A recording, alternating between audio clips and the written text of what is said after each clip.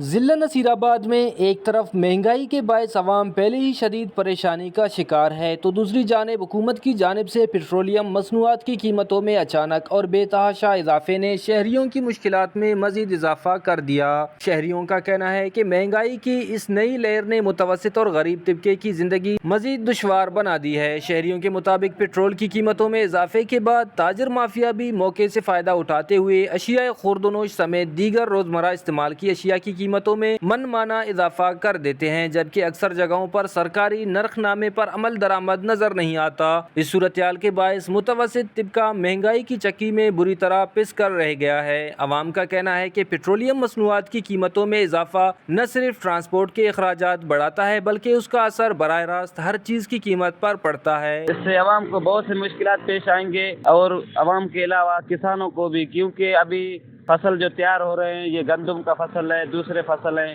تو یہ پہلے سے ہی حکومت کی طرف سے انہوں کا بہت کم ریٹ رکھا گیا ہے۔ کسان پہلے سے پریشان تھے، عوام یہ رمضان کی وجہ سے اور بھی پریشان ہے، کیونکہ تاجروں نے اس کے علاوہ پیٹرول کے پہلے بھی اور بہت سی قیمتیں بڑھائے تھے۔ حکومت نے پیٹرول اور ڈیزل کا ریٹ بڑھا کر عوام کو اور بہت سی پریشانی میں ڈالا ہوا ہے۔ شہریوں نے حکومتی پالیسیوں کو تنقید کا نشانہ بناتے ہوئے کہا کہ حکومت ہوش کے ناخن لے کر پیٹرولیم مصنوعات کی قیمتوں کا ازسر نو جائزہ لے کر عوام کو ریلیف فراہم کرنے کے لیے فوری اقدامات کرے۔ انہوں نے خبردار کیا کہ اگر مہنگائی پر قابو نہ پایا گیا اور عوام کو ریلیف نہ دیا گیا تو عوام سڑکوں پر احتجاج کرنے پر مجبور ہو سکتے ہیں۔ کیمرہ مین معشوق رند کے ساتھ ریاض بلوچ، وش نیوز، نصیرآباد۔